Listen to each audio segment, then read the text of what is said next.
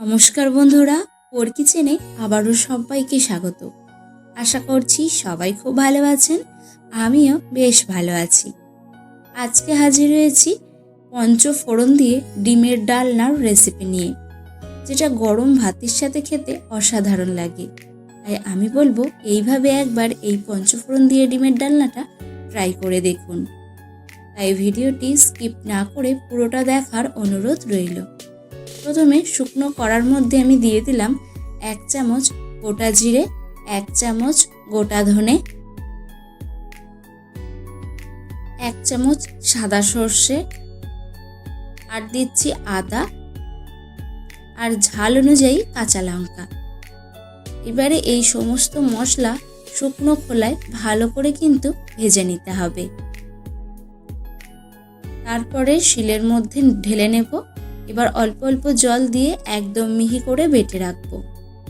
এখানে একটা কথা বলে রাখি, আমার চ্যানেলের এই রান্নাগুলো যদি আপনাদের ভালো লেগে থাকে তাহলে লাইক, কমেন্ট আর শেয়ার করে দেবেন।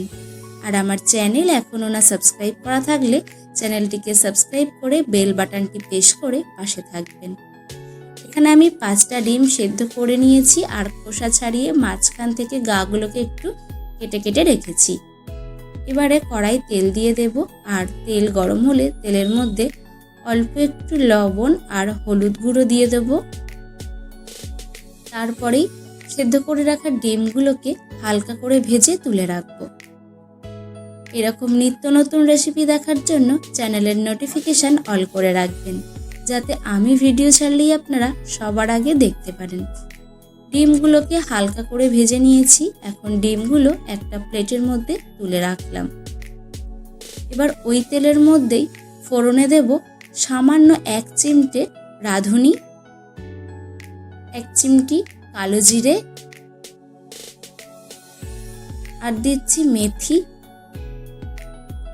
অল্প একটু হিং,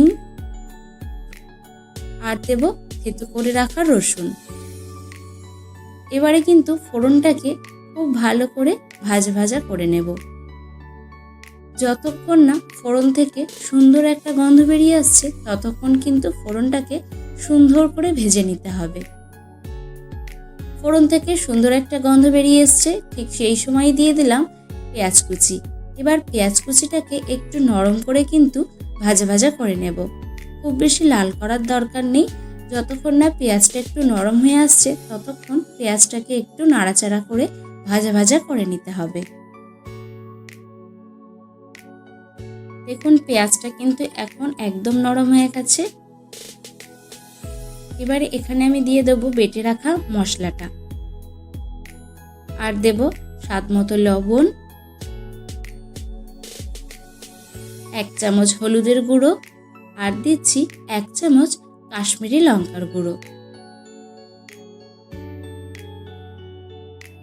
এবার মশলাটাকে খুব ভালো করে কষিয়ে নেব। যতক্ষণ না মশলা থেকে তেল ছাড়ছে ততক্ষণ কিন্তু আমি মশলাটাকে ভালোভাবে কষিয়ে নিচ্ছি। বিশ্বাস করো, এই পঞ্চফোড়ন দিয়ে ডিমের ডালনাটা আমি প্রথমবার করলাম। রেগুলার ডিমের কারির থেকে টেস্টটা কিন্তু অনেকটাই আলাদা হয়। তাই বলবো অবশ্যই তোমরা একবার কিন্তু ট্রাই করো। খুব ভালো করে মশলা কষিয়ে নিয়েছি। এখন দিয়ে দিলাম একটা টমেটো কুচি। এবার টমেটো কুচিটাকেও দিয়ে ভালো করে নাড়াচাড়া করে মিশিয়ে নিচ্ছি।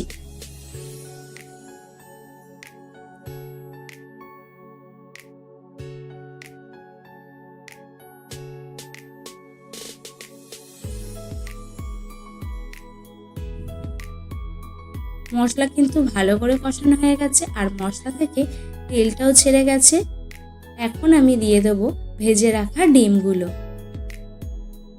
এবার ভেজে রাখা ডিমটা দিয়ে আরও মিনিট 10 ধরে মশলাটাকে আমি কষিয়ে নেব।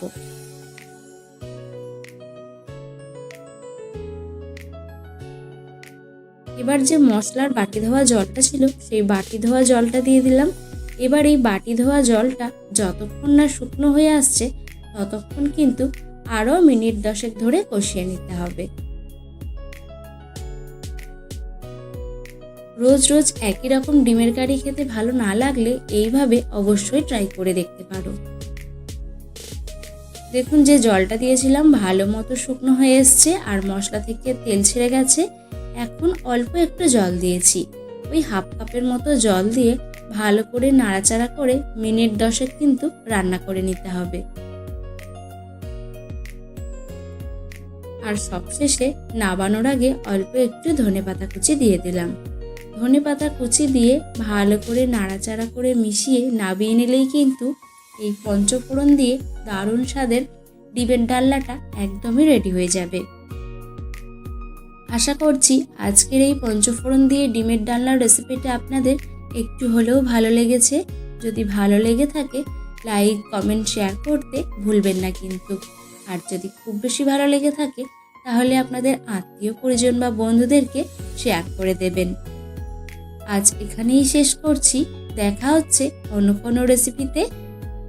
ভালো থাকবেন, সুস্থ থাকবেন আর পোর কিচেনের সাথেই থাকবেন।